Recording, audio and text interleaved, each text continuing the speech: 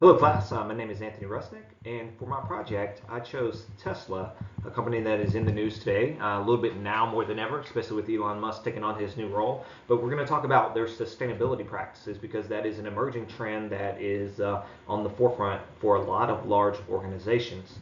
So we're going to go through an introduction, a brief history of Tesla, talk about their master plan, their sustainability practices, and then we'll cap it off with some final tips and some takeaways that I got from the project. So when we dive into Tesla's background, Tesla is synonymous with Elon Musk, but what a lot of people don't know is that Musk didn't start Tesla. It was actually started by Mark Tarpenning and a man named Mr. Eberhard. Musk entered the picture in 2004, a year after the company actually started, and he entered the picture because they needed a cash infusion, and Elon Musk happened to be sitting on $6.5 million, which he invested into the company. And when you invest $6.5 million, that tends to buy you a seat at the table. He was made a board member, and over the course of the next year, his job was to spearhead fundraising, which he did a really good job at, and he raised over $100 million for Tesla, and that money got the company going. So the early challenges at Tesla, there were a lot of strategy failures. The vehicle they started with was the Roadster, and it was a successful vehicle, but it only hit a niche market, and they weren't selling very many of them. And due to that, there were some conflicts among the leaders. Some of the leaders fell out and left. There were some challenges and some changes, and they were going through cash like nobody's business. And to top it all off, Musk went in and invested another $70 million, took over the company in 2008, which seemed like a great thing, but the United States was going through their own Great Depression at the time, and Tesla was actually flirting with bankruptcy. So it wasn't a great time to own an emerging EV company. But we know how Musk actually turned that around. The company went public in 2010, and later on I'll talk about that IPO and what it cost then and what it costs now. But Musk did what Musk does, and he laid off 24% of the staff when he took over in 2008 because of the burn rate that was so high to get the company back on track. But by doing so, Tesla was able to survive through 2008, do the IPO in 2010. So, how does that correlate to their master plan? So, Tesla, right now, their new emerging technology is rooftop solar panels. That's something huge that they've been pushing forward. Affordable vehicles in all segments.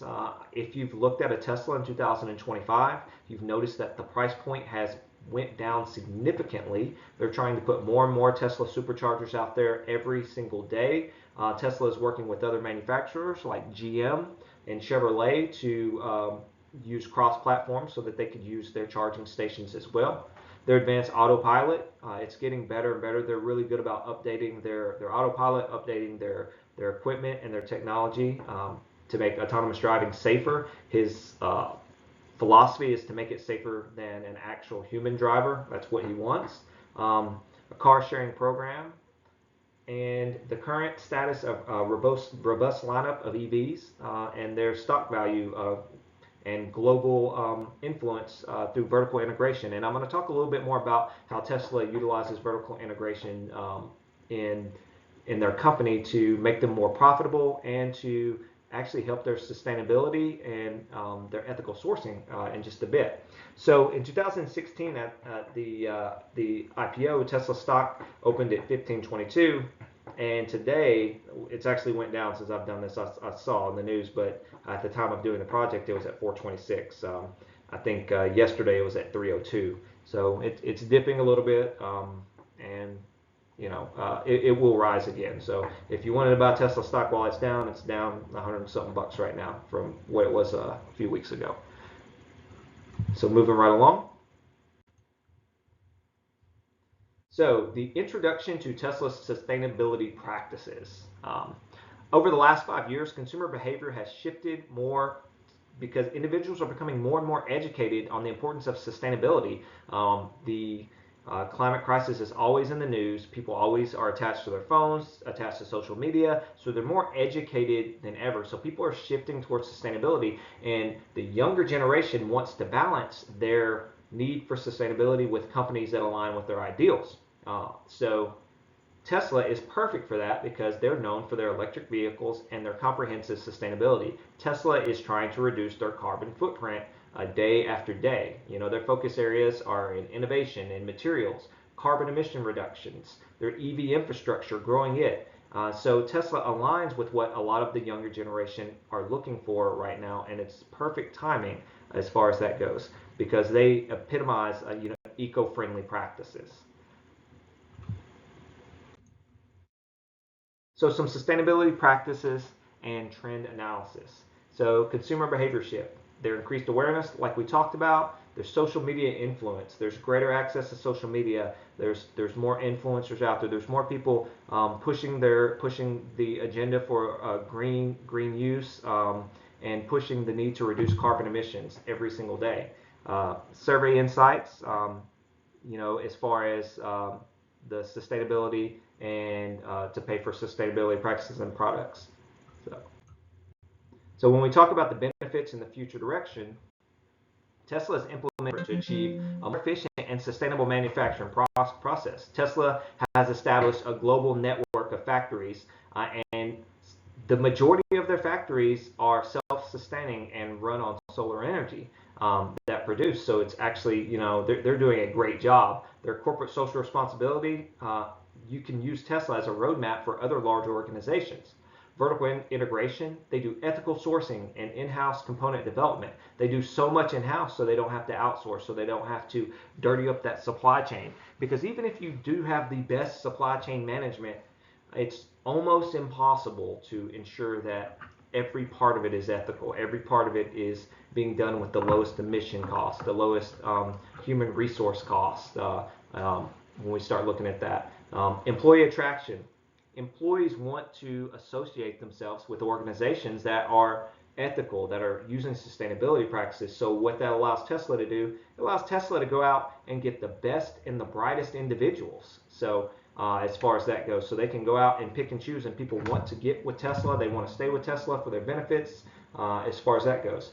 And the long-term investment, balancing immediate financial interest with sustainability goals. One thing to remember about sustainability practices is that it is a long-term investment. It is not cheap, it is not easy, and it is a long-term investment. And organizations that go into it, they can get some small immediate returns, but it's the long haul where they're going to benefit, and that comes with the retention of employees and the money that they'll save over time. So some positive and negative effects of sustainability practices. Some positive effects is enhanced brand reputation, favorable perception by consumers, investors, and stakeholders. The more people that speak highly of Tesla, the more people that speak highly of the company, the more people that's going to come in. The cost savings over time, the reduction of waste and energy and conservation, and you're going to prioritize efficiency, which is always important. The sustainable supply chains to minimize waste, improve resource utilization, and to cut carbon emissions as far as that goes. And then the regulatory compliance, avoiding the fines and negative publicity. Tesla stays out of the news for that for the most part.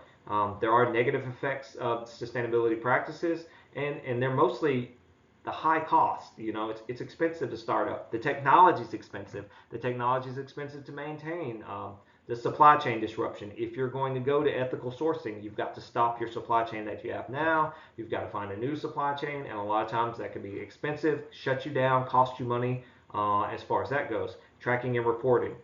It is complicated, and you have to have the equipment and the infrastructure set up to measure emissions, to measure your sustainability, and it's easy to doctor these things, and companies and organizations do this all the time. They have carbon offsets that they write off and things like that, and things they're not even doing. So it is hard to track, and it does require an expertise. You may have to hire someone just to track your sustainability practices and how they're actually positively affecting the environment. And consumer skepticism. And I just spoke about this a little bit. Concerns about greenwashing just for product acceptance. Plenty of companies do it. Plenty of companies will put a little leaf on the side of their bag or something to fool consumers into thinking that, oh, this is a sustainable practice. This is a eco-friendly paper sack. And they're just greenwashing and there's no truth to it. So that's always something that could happen too. And if people find out, they lose trust in the company. But it is a reality that's happening out there. So moving right along, sustainability impact and operational impact. Um, Sustainability impacts consumer awareness, demand for eco-friendly products, and marketing strategies that reflect the core values of the company and the organization. Tesla's approach is word of mouth, high profile events, and direct sales. Tesla is one of the only car companies that have direct sales. They don't sell their cars in other dealerships. The operational impact are their gigafactories. They promote efficiency. They are self-sustaining. Their vertical integration. They try to do everything in-house that they can with quality control, reduce dependency on other manufacturers. And their advanced robotics and AI. So truthfully, they have the best AI. The AI improves quality, it reduces cost, minimizes waste, and makes Tesla highly efficient. And their ethical sourcing of equipment, and their ethical supply chain. So Tesla's commitment to ethical sourcing, just to touch on that, they do submit to regular audits. They focus on the environment and their impact.